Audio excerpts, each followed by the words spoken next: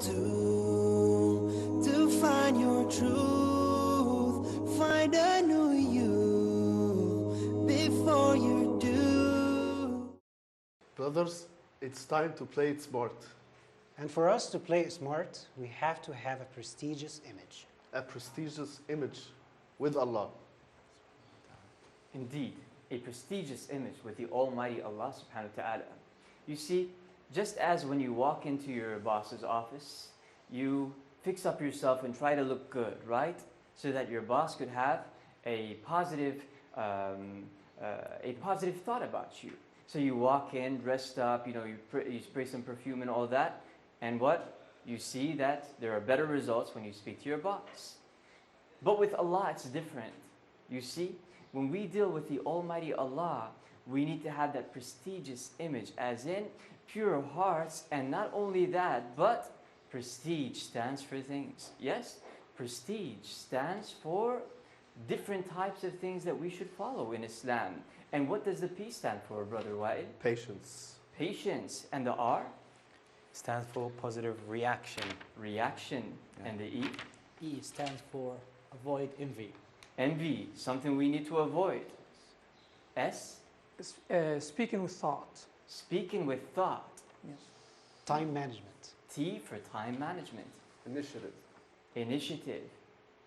And the G for setting goals. And the E for filling the emptiness. This is the prestigious image we need with the Almighty Allah subhanahu wa ta'ala. So let's talk more about this. Brother Wael, please come forward with me. Sure. And let's. Thank you. And P is for patience. Yes.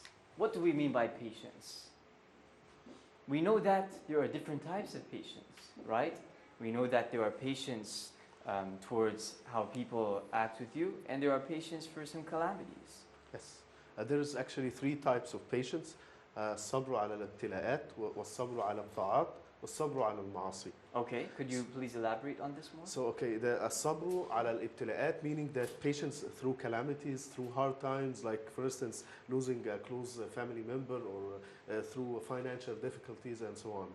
الصبر على الطاعات, meaning patience and commitment to continually worshipping Allah subhanahu wa ta'ala, waking up for praying Fajr, paying charities, watching Huda TV instead of watching other channels and so on. Last thing is الصبر على المعاصي, meaning refraining from committing sins. Okay. That's why Allah subhanahu wa ta'ala in the Prophet ﷺ says that Allah subhanahu wa ta'ala will have 7 underneath his shade at the day of judgment where there is no shade. 2 of them is a man who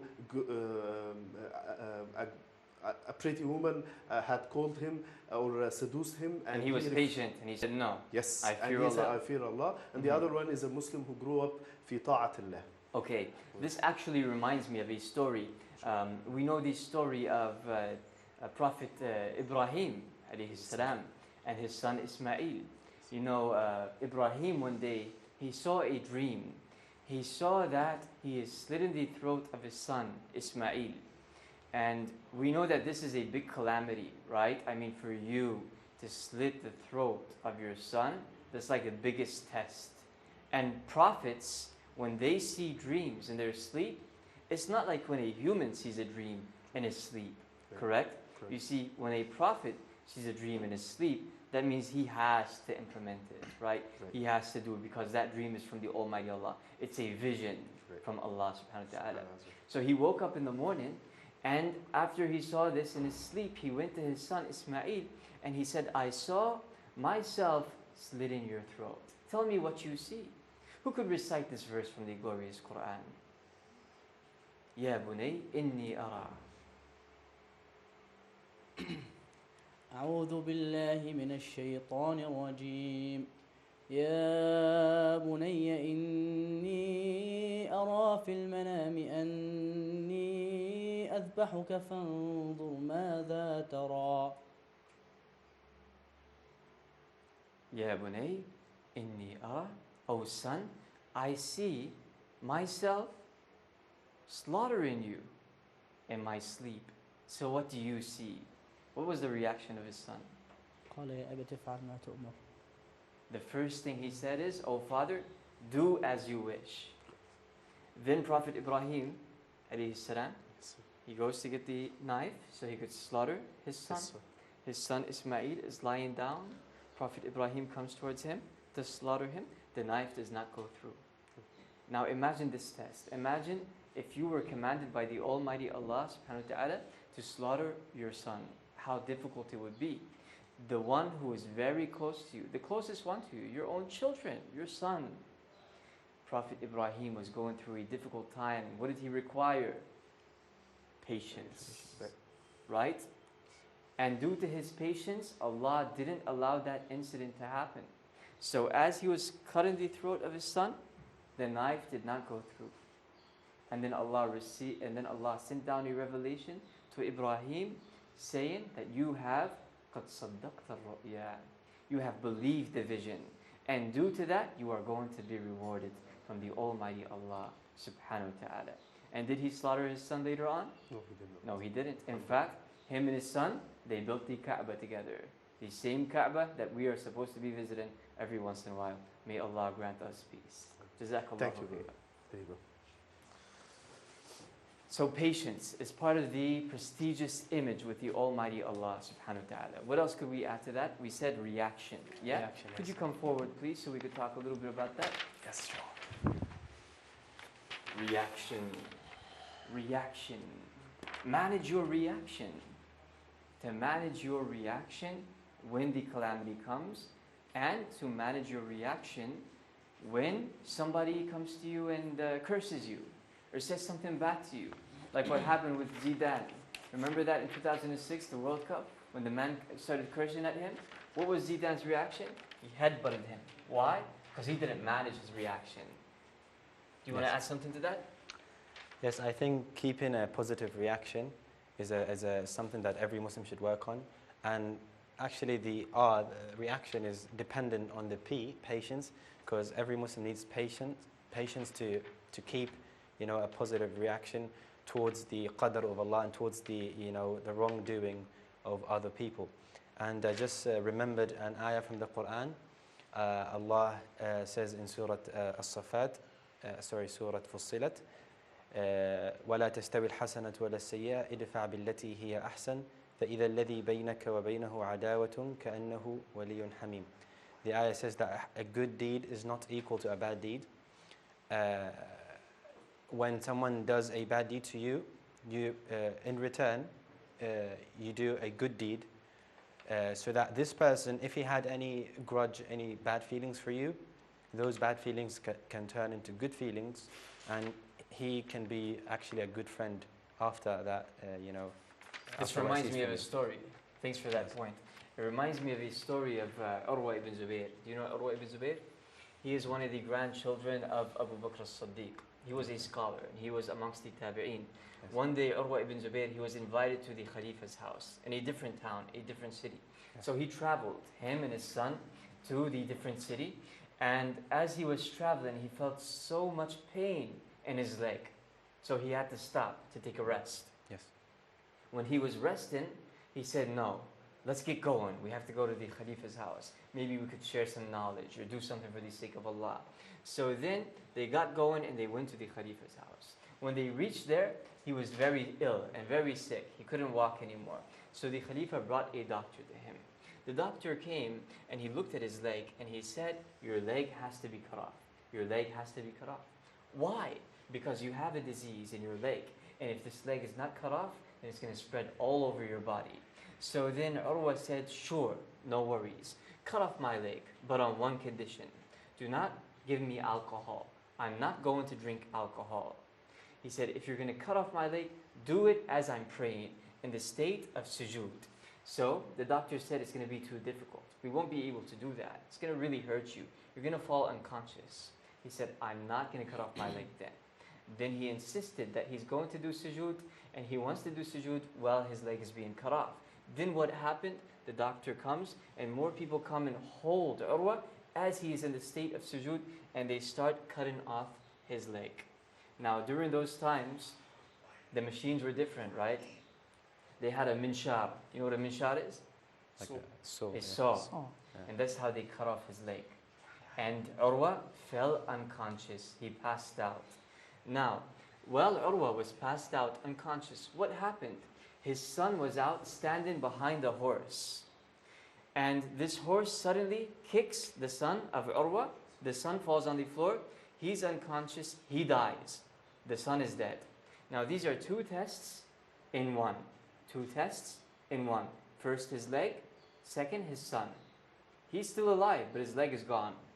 His son died. And now Urwa wakes up from his sleep. And a man comes to tell him to send his condolences. So then the man comes and he says, عَظَّمَ اللَّهَ أَجْرَكَ. May Allah reward you a tremendous reward for your leg. He said, Alhamdulillah, Allah blessed me with 4 limbs. And He took away from me 1, but He kept 3. Alhamdulillah. So then he said, your son passed away as you were unconscious. عَظَّمَ اللَّهَ أَجْرَكَ for that. May Allah reward you tremendously for the loss of your son. He got sad a little bit, but he managed his reaction. And he said, Alhamdulillah, Allah blessed me with 4 children. He took away from me 1, and He kept with me 3. Alhamdulillah. This is how Urwa ibn Zubayr managed his reaction during the difficult time, and he had to have patience with that reaction. Jazakallah. May Allah bless you. Ameen. So these are lessons we should apply in our daily lives, and that is for us to manage our reaction when we go through difficult times. And as the brother Ali said, when somebody comes to you and start curses at you or saying bad things to you, manage your reaction and use a good word. Don't come back with a bad word. What's the next letter we said? E. E For stands for? avoid envy. Envy. All right. So there's a lot to say about envy. Could you possibly come up here and we'll elaborate more on what we mean by envy? And what we mean by envy is to avoid it, not to do it, right? Not to be envious. The Prophet Muhammad ﷺ taught us that when you are envious, when one envies another, his good deeds are being wiped out, just as fire wipes out wood. You see, when you bring it like a pile of wood and you put it in the fire destroys the wood immediately. That's how good deeds are destroyed by envy. So what could we say about this? Well, when we think about the truth of this life, we can say something that is, that sets your heart at peace. If you think about, or you compare between yourself and the others, that Allah subhanahu wa ta'ala created all of us 10 out of 10. You may be poor, but you have health. Some other one may be rich, but he is ill. He has a deadly disease. Mm-hmm. I remember a story of one day, they were workers, and they were pretty poor, and a rich man was passing by his car, and one of the poor people said, look at him, guy. He is very rich and he has, luxurious car.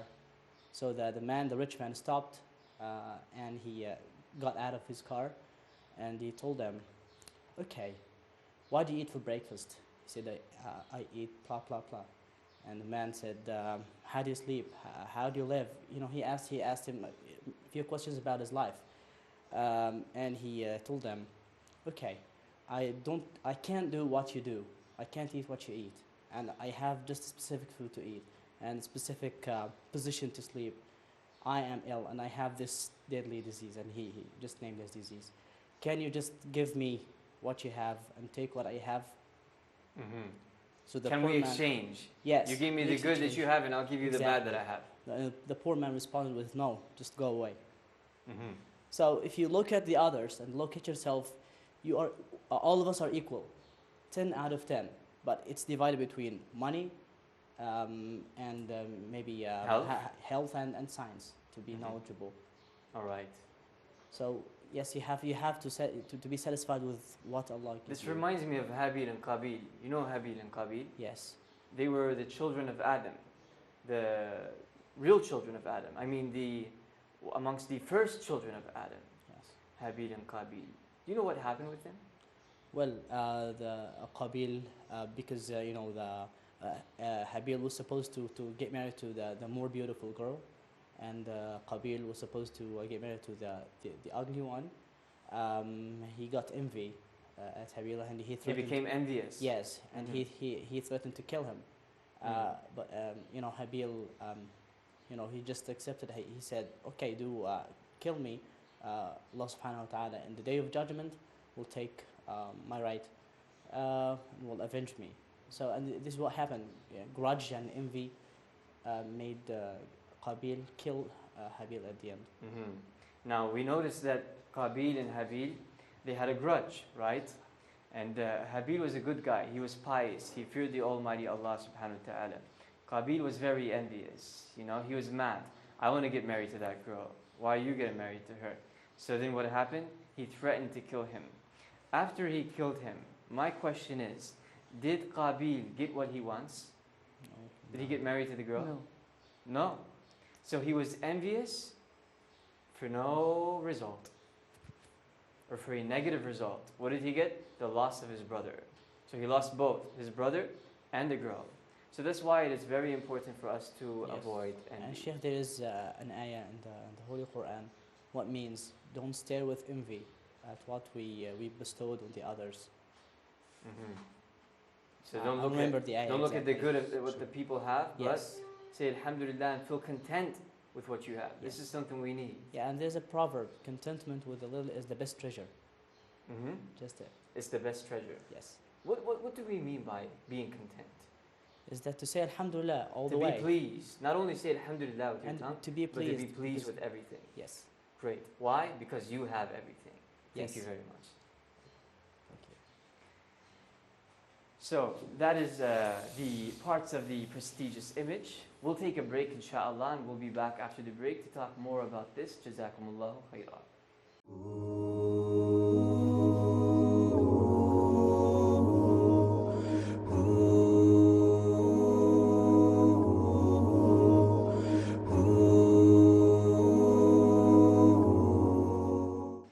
Bismillah ar-Rahman ar-Rahim. Assalamu alaikum. Here we are again in Islamic motivation, trying to get motivated to worship the Almighty Allah so He could be pleased with us. We're talking about the prestigious image that we need in order for us to get closer to Allah subhanahu wa ta'ala. You see, just as we should have a prestigious image with our bosses or with our families, or when we go and search for a wife and get engaged and all that, we try to dress up and look good.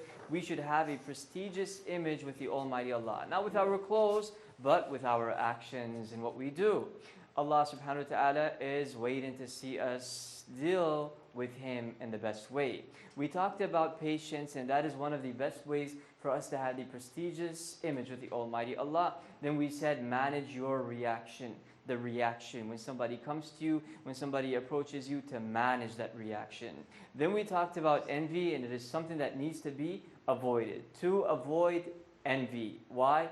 Because envy is a grave sin, and envy leads to the hellfire. After that, we have the S, and what does that stand for? Speaking with thought. Speaking with thought. Would you mind coming up over here, please? Okay. You can leave the paper over there. Speaking with thought. A lot of things come to my mind when I hear that. To speak with thought. We often see people who just speak without thinking. And we know that Allah subhanahu wa ta'ala commanded us to speak with knowledge. Knowledge comes from thinking. And knowledge comes from reading. And knowledge comes from? Thinking. So we have first to think about everything before we are saying it. As we know, Allah subhanahu wa ta'ala is going to ask us all for everything that we said in the dunya. And we all know that how dangerous the word is in Islam. Allah subhanahu wa ta'ala is going to ask us. So it can, or it may hurt the heart of the believer, of the Muslim. So we have to think more. We have to be cautious about everything that we are saying. So can you just give us the translation of the word or the verse that says, Allah subhanahu wa ta'ala يقول ولا تقف ما ليس لك به علم إن السمع والبصر والفؤاد كل أولئك كان عنه مسؤولا. We'll focus on this part where Allah subhanahu wa ta'ala says, وَلَا تَقْفُ مَا لَيْسَ لَكَ بِهِ عِلْمٍ. And do not speak of that which you do not have knowledge about. Do not speak about that which you have no knowledge about. We see quite often that people speak without knowledge. They speak about the deen without knowledge. They speak about any kind of science without knowledge. That's wrong. Yes. So we should seek the knowledge before we speak, and we should also think. And that is wisdom.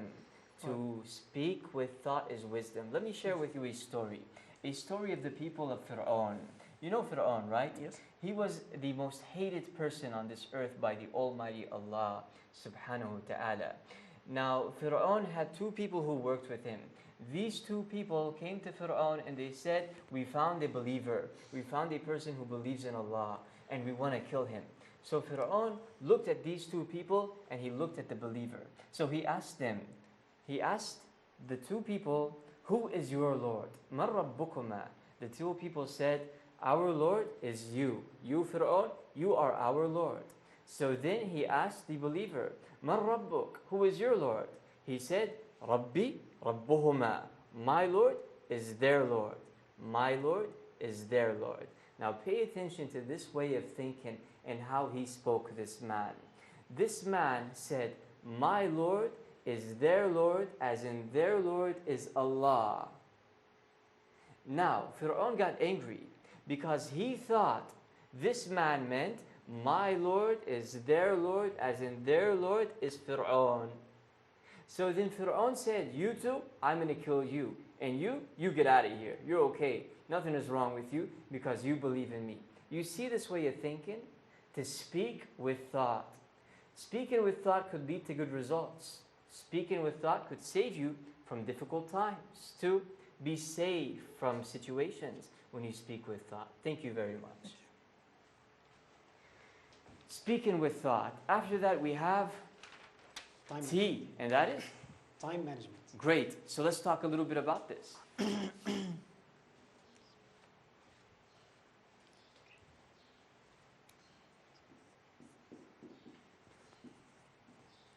Time management.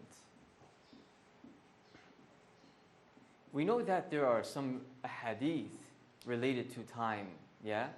The Prophet Muhammad ﷺ said, "Ikhtanim 5 before 5. Catch 5 before 5. What are these 5? Your health before? Illness. Your illness? Yes, your free time before your occupation. Your And richness. Your richness Electricity. before poverty? Youth before you're getting older. Before your old age? Your life before your death. And your life before your death? Very good. So what could we say about managing time?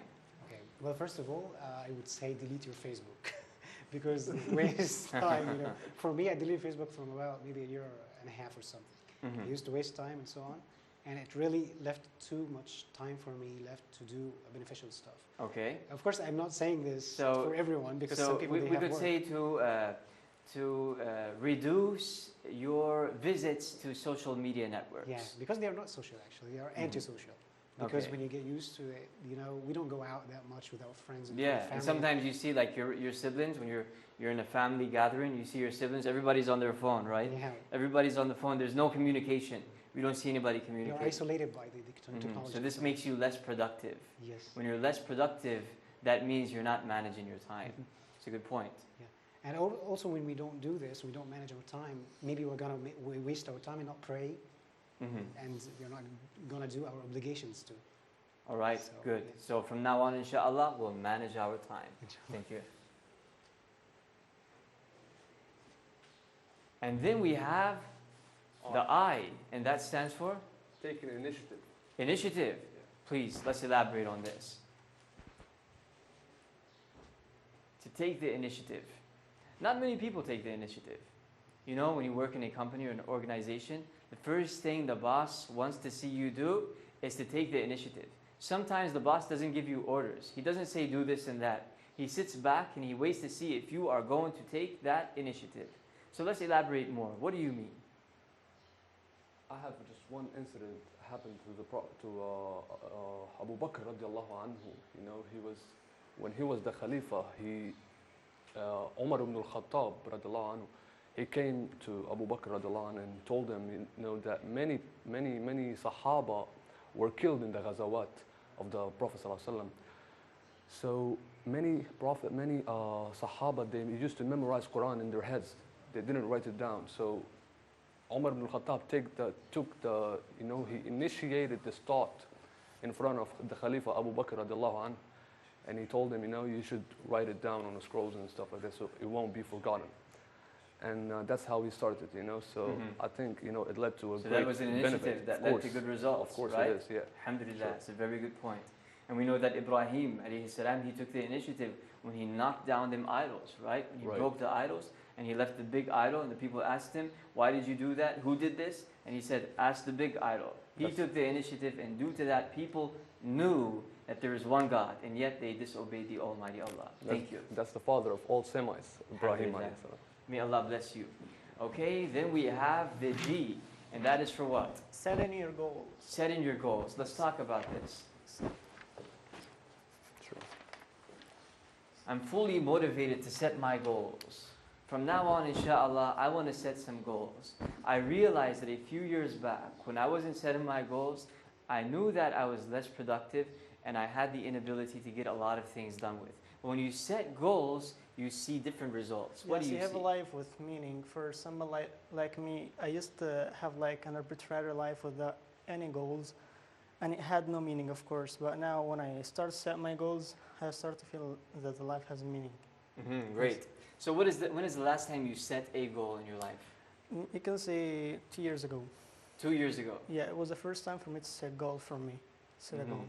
Yes. All right. And what was the result when you set a goal compared to a time when you didn't set your goals? Yes, I felt at the beginning that life is nothing. I didn't have anything to live for, but now I have something to go for. And of course, setting goals, it's what pushes you forward. You have something to go Good. for. That's the point that I wanted. Yes. Setting goals pushes you forward to achieve. And achievement is what we need to achieve for the success of this dunya and the akhirah. Yes. Thank you. Hello. And the last point we have is the Emptiness. E. And that is Emptiness. emptiness. And what do we mean by this?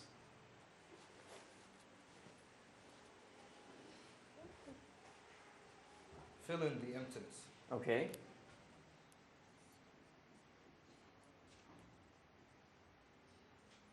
Fill in the emptiness. All of us have some kind of emptiness in us, right? And we need to fill it up. With what? With motivation? What kind of motivation? Islamic motivation, perhaps. What do we mean by fill in the emptiness? As you've told, everyone has his emptiness. And Allah subhanahu wa ta'ala says, remember me, I will remember you.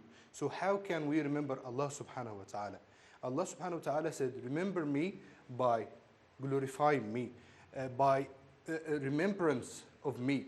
And Allah subhanahu wa ta'ala says also in Surah Al-Ra'd, أَلَا بِذِكْرِ اللَّهِ تَطْمَئِنُّ الْقُلُوبِ. In remembrance of Allah subhanahu wa ta'ala, hearts do find rest. So we have to fill our emptiness with This is a good point. You remembrance. see? فَاذْكُرُونِي أَذْكُرْكُمْ. And remember me and I will remember you. Allah subhanahu wa ta'ala says, and remember me and I will remember you. When you remember the Almighty Allah, Allah remembers you. When you don't remember the Almighty Allah, you are empty. Your spiritual side is empty, right? So you need that side to be filled up with what? With inspiration, with iman, with piety. And the best way to do that is for you to remember the Almighty Allah. Thank you. Thank you very much. So these are the points we talked about today, and that is the prestigious image. The prestigious image with the Almighty Allah subhanahu wa ta'ala. I hope this is clear, and I hope inshallah next time in our lives we could apply this, to be patient, to manage our reactions, to avoid envy, to speak with thought, to have time management, to take the initiative, to set goals, and to fill that emptiness. Jazakumullahu khairan wa barakallahu feekum. Wassalamu alaikum.